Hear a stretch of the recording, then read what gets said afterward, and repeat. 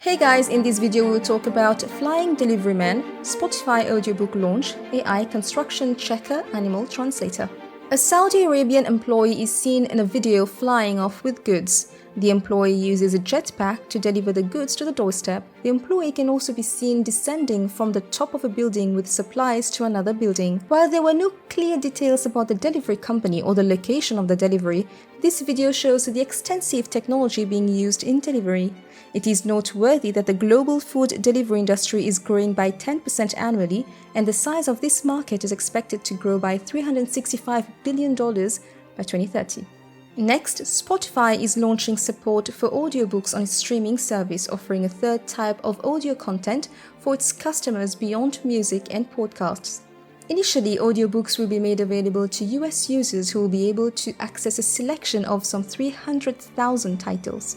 The company plans to expand audiobooks to other markets, grow its selection and begin to use algorithmic recommendations to suggest books to users as it does now with its other audio formats. Every title is individually priced instead of there being a single consistent price across all books in the catalog. Spotify intends this to be one of the key differentiators and competitive advantages of its service. Lastly, Disperse, a construction tech company that offers an AI-powered platform to help project managers track work and capture data from building sites, has raised $16 million in funding. Disperse effectively creates a digital version of an entire construction site, including visual snapshots that track the progress of work to help all the stakeholders keep up with things. For this, someone employed on the site walks around equipped with a 360-degree camera at regular intervals. The resulting imagery is fed directly into the Disperse platform, which processes the visuals and applies computer vision techniques to figure out what's happening. Here's something else for you to think about. Speaking to animals has long been a fantasy, but now an ambitious project, which is harnessing all the power of modern science in an attempt to understand what whales say and hold conversations with them. Today, big data and machine learning could probe an impenetrable frontier, the chasm between our consciousness and those of other animals. Led by marine biologist David Gruber, CETI is throwing everything at a well-studied population of sperm whales off the island of Dominica. There are multiple underwater listening stations like soft robotic fish swimming among the whales, gathering audio and video. This shows that, if possible, conversations with animals will cultivate new human respect and potentially new consciousness. How do you feel about talking to your pet someday? In summary, ordered food is now delivered with the help of a flying delivery man. Spotify launches audiobooks with a bang of 300,000 titles to browse. AI construction site called Disperse allows for checkups on site. Animal sounds are translatable with a collection of data by robotic animals. And now presenting this week's podcast. Hi Jan, and welcome to episode number 3. What's up today? Hi Anna, I'm back in Kuala Lumpur after a lovely trip to the UK to see my friend get married, and I survived a drone strike to the face, and happy to say I'm intact and ready to rock for episode 3. All right, well, I'm glad you brought up the... My drones. It's also me getting hit in the face by my best mate of 30 years, but hey, oh well, I have another 30 years to give him banter about it. Well, I'm glad you brought the drone issue, because one of our questions today is about drone. But yeah, who knows whether Seamless. you pro drone. What am I saying? Sorry. Pro drone, anti-drone. Anti-drone. Yeah, you might be anti-drone after a wheel hitting you, but yeah, let's see. I definitely think we should have more licensed users. Yeah, I can see the advantage. Well, I do have a use for, okay, now, oh, wow, okay, so thank you. Now I have a use for drone. Okay, so if I have something to vent out on people or to you, maybe this is where I can use it as a weapon. Hey, but it was being used as a weapon in Ukraine, right? We talked about it, I think, last week.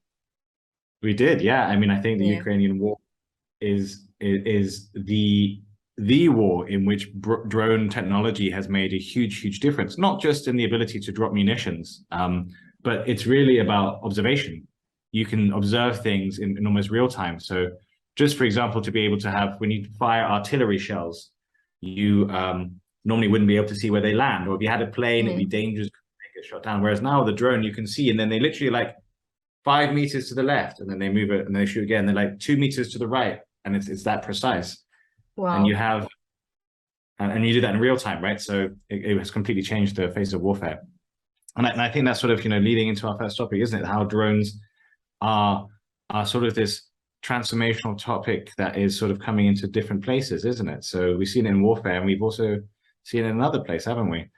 Yeah, so before we go into where we're using drone, let's go into the food delivery flying man. To be honest, when Iron Man came out and we saw the flying man concept, I thought it's going to be used in warfare. It could be out there, we don't know about it, but to see it being used in food delivery, I don't know if that's too extensive. What are your thoughts on that? Yeah, so just in case anyone missed it, so this is a video that Hannah and her team found of a human flying in, I believe it's Saudi Arabia, and he's literally on what looks like a drone hover bike. Jetpack, I think. Yeah, a jetpack, and flies up to a skyscraper, presumably to deliver some food, which well, sounds convenient. Sounds convenient. You have to go down the True, I was thinking, you don't have to go down the elevator all the time. It's just by your office. He flies there. Man, just open the window. Cheers, mate. Fly safe. Yeah. And the deadly wind. Yes. Well, I mean, it's funny you say this because there's been this other technology coming through. There's I think it might be a British guy. Someone might correct me on this later on, but I think it's a British guy who developed this, what seems like this bonkers technology of also a jetpack. But what he has is basically a big bag on his head containing the stuff, and then on his hands are the jets, and he literally flies around. And this has now been picked up by the army, and they've recently been showing how they've been flying, and the Navy, for example, and have been transferring soldiers between boats onto aircraft carriers. And it's actually very game changing. If you wanted to do an assault, for example, special operations, you can just hover your guys in, drop them onto the boat, and go, no need for a helicopter or getting onto the beach or something like that. So I think it's quite an interesting technology, and it's one of those things that might just end up being truly transformational in a way we hadn't quite anticipated. If it really is possible that guys can be flying around on jet bikes delivering food, I mean, that would be really, really, really transformational, wouldn't it? So I don't know. What do you think? Is it a gimmick, or is it something that has some real legs in it?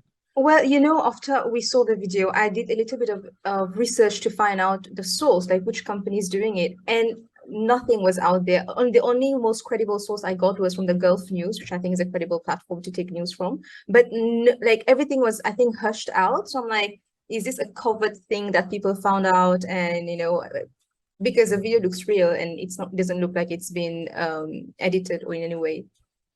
But have we been deep faked? Has someone just made it all up? Oh, sure, could be. I mean, yeah, who knows?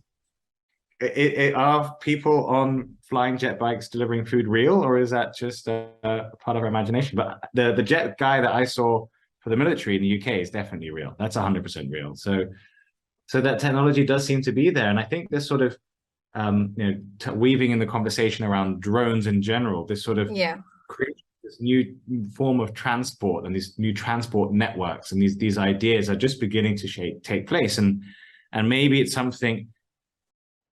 I mean, here's a speculative thought, right? Just chucking it out there. Every industrial revolution has its revolutionized pathways for moving goods, right? So you had the railways, you had the highways, you have airplanes, air lanes, right? And maybe could drone technology be a form of revolutionizing transport networks? Not just, for example, flying drones, but land-based drones, sea-based drones. I don't know, maybe even underground drones, if that's possible, and the autonomous nature of it, because that's really where, if we're just at the beginning of this nascent technology, but, for example, in the US military research, one of the thoughts might be, is that in the future, you won't just have a fighter jet, you have a fighter jet in command of 3, 5, 10 drones. And so the drones are fighting for the jet on its behalf. And, or it could be that you have drone lanes where they are shipping goods across the city, across the country, or across countries, instead of having containers. Now, that obviously is not going to happen anytime soon, but looking towards, decades into the future, there's this concept of autonomous travel and this idea to individualize at the scale of a drone, right? Where you could get your Amazon package delivered to you or your food delivery delivered to you, whether you're in a skyscraper, on a boat, you know, wherever else you might be. That's, I think, is pretty revolutionary. And I think that's what we might be seeing here. I totally agree with you. And I think it's just a matter of time before it becomes, as you say, you know, the drone lanes being up there. I think it's just a matter of time before we'll start seeing it. Yeah. Alrighty, then. Okay, let's move on to the next part. So, yeah, agreed on the future. Next. But actually, I do have a question, another question of food delivery, right? So recently, I saw that AirAsia is delivering food across states. So for those who are not aware, AirAsia is our low-cost carrier. And so in the morning, you order a food from Penang, and by evening, you're getting that food. And the delivery fee is about 10 to 20 ringgit. I am not sure how much of a big revenue model that is, but it sure does open new frontiers. So what do you think? Well, one of the things I love about Malaysia is how passionate people are about food here. Not just about enjoying it, but exploring it and insisting that this one place in Penang does a better chicken rice than anywhere else in the whole country. And they believe in that. And I think that's just amazing. And so I think, I'm not sure if I'll be interested to see if it's a viable business model, right? But what I think is impressive is the logistics behind it, right? Because we're witnessing AirAsia really transform itself from you know, maybe an EasyJet, right, from a European equivalent to sort of a low-cost airline carrier to now being someone who has an all-singing, all-dancing app. They're competing with Grab here in the region, which is sort of our Uber, right? So they're doing airlines, they're doing Uber, they're doing Uber, not only car, but Uber food delivery, food delivery, right? And their branch, I think they're looking into finance now with one of their cards, whose name I can't remember right now, but I know they're in finance as well. Big Pay, there we go. That's what they're doing. And so I think it's quite impressive, the agility of this. When I think about an organization and how an organization organizes itself around its identity, that's a lot of what makes or breaks its ability to innovate. So for example, if they just said, we're an airline, we fly planes, that's our identity, the end, then that's all they're going to do. But then they're also going to just be trapped in the airline industry. And so what we're seeing here is an organization under a leadership of the remarkable Tan Sri Tony Fernandez, right? So that he's able to lead the organization or the group even towards a different conceptualization of itself. And that's really difficult, to step outside of one identity architecture into another. We're not just an airline. We're also going to do food delivery and cars. Oh, and we're also going to do debit and credit cards. Those are very big in different industries, and to be able to bridge that, I think, is remarkable. And so in this little example of food being delivered, I think we're seeing an impressive organizational capability. And if you really, not only someone had to think of this idea, guys, what's going to be great? Delivering food across the country. Let's do it, right? Most companies would have said that's ridiculous. If you said that to British Airways, I don't think they would say yes, right? I just don't think that would happen. I don't think EasyJet would say yes either. But AirAsia is up for the challenge, and so they're willing to commit to that idea, follow through in it, put the resources behind it to make it work, or presumably work. I haven't tried it, but I presume it works. And I think that says a lot about their confidence and the kind of agility and digital capabilities they built internally in order to be able to deliver this kind of promise. So I do think it's probably a bit more of something fun to do, right? It will make some people very happy, but I don't think it's going to go really big. But the abilities and capabilities that lie behind it, I think, are really demonstrate an Industry 4.0 organization, perhaps. So well said. And recently I've heard that Asia is also developing, it's out there, an app for Muslims to sort of to know where you're supposed to pray, the direction called Qibla, and also all about prayer times and some other things about the habits that we have. So habits or cultural activities, right? So then I was so shocked to hear that, because the one that we use has ads, and you have to wait for the ads unless you get the upgraded one, which definitely we're not going to do that. But the Asia one doesn't have ads, so that was good to know.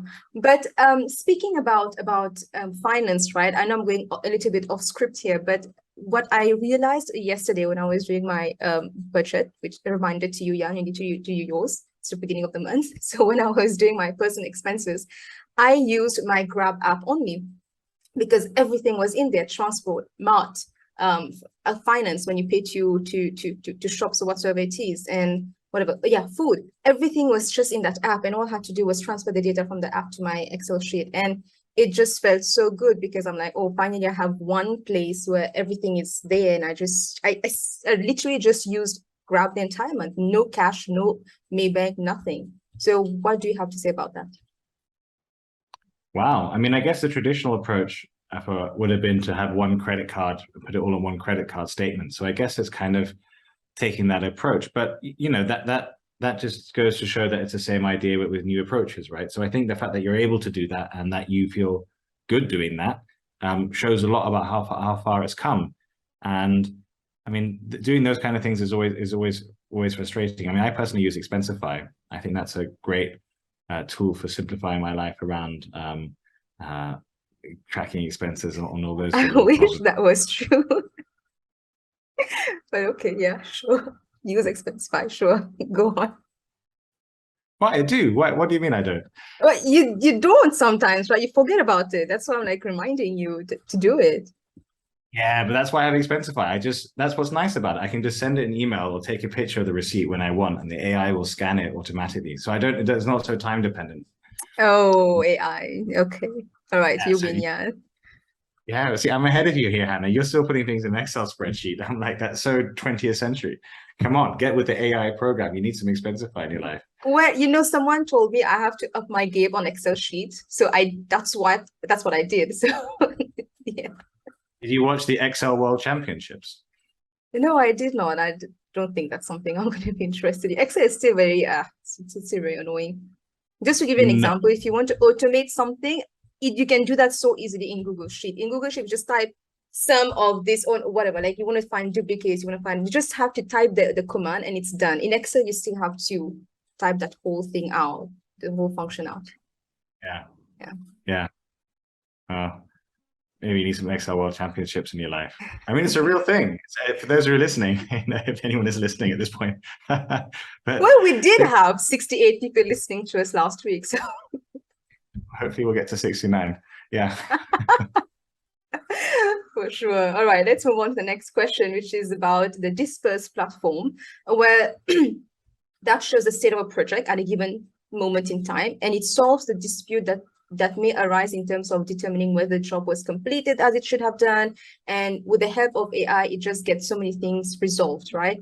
And my personal experience from that is my father was a construction worker, and I used to see him going up around, traveling for like 1 hour just to go and take a few pictures and then to send to the homeowner if they were like living abroad. So now with this technology out there, I think it just not solves my father's problem, but I think a lot more people, like you don't have to sort of take pictures, have them come on site, have a site visit, but just with the help of AI, everyone is updated at the same time. So what do you think? Yeah, I mean, that is obviously a great example of where so much frustrating or low value, work, and that's not meant in a disrespectful way, but just sitting in a car to drive somewhere to then check on something that was clearly obvious and then take a photo and drive back. That's always been necessary because we didn't have the technology to go further with it. But now that we do, I mean, imagine how much productivity that can unlock, right? Where those people could then use that extra time to go do more higher value added work and also improve maybe job satisfaction. Now, on the other hand, maybe people like those car drives and then got to, maybe some cynics might say, actually, that was like kind of a good thing, right? Because if we're always so productive and efficient, maybe it would be nice to have a bit of slack every now and then. I don't know. I mean, I think the overall idea, though, is just to kind of reduce it's just a really frustrating menial work that just robs you of your soul and makes you think, why am I doing this? Why am I doing this? And so if anything that we can have to help automate that, I think goes a long way towards helping us feel much more positive about our work, feeling much more engaged with our work, much more productive in our work. And as a consequence, I think generally it will deliver much better benefits. Now, of course, I don't think that's going to replace site visits, right? So there's still going to be that trade-off. Like you still will probably have to go check in, but maybe it can offer a more regular thing. Maybe do a site visit once a week and you getting photos every day, for example. I don't know, right? But that could be I don't think it's going to be a black and white thing. It's probably always usually a blend of the two that builds something sensible. But then again, as we like to adopt in this podcast, is looking to the longer term, right?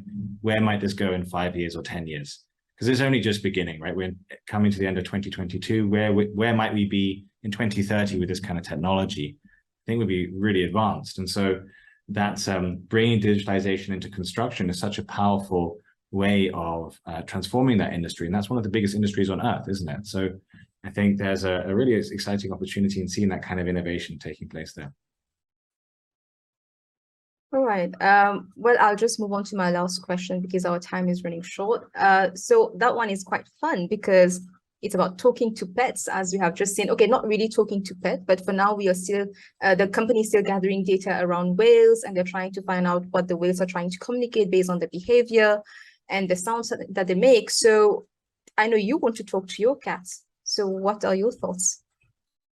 I already have my chats with my cats, so we already. You don't need machine learning. You don't need AI. All right, all right. Well, I mean, that opens up an interesting. What does it mean to talk to a cat, right? And so, and at first that seems like a silly question, but often these things, with a bit more reflection, yield some deeper insights and nuances. Because how might this communication take place? I mean, the cat is unlikely to speak back to me in English, right? I'm not going to be able to speak to the cat in I don't know. Is it Malay? Is it Chinese that it's speaking? Indian, English? I don't, cat. I don't know. I don't even know. No, I don't think it's about the language, as we know, the linguistics of how are you being translated to. I think it's more about they're demonstrating certain behavior, and that behavior will be known to you about what they actually want. So in my opinion, it's more like, for example, if the cat is sick or they want food, so they will be able to express that more in terms of just annoying you like they usually do. Yes, but then I would say then we already do that. They already communicate to me when we do food, right? They communicate with me when they want cuddles, when they're feeling lonely, or when they want different things. I mean, there's videos on the internet of dogs clearly demonstrating a basic level. Someone's got like a keyboard out and they press a button. It's like, I want to go to the beach, or I want, whatever it is. I think we've seen this. So there's always this sort of like shifting, moving goalposts. How much are we communicating with animals? I think we communicate with animals all our lives. I think being with animals is an essential part of the human experience.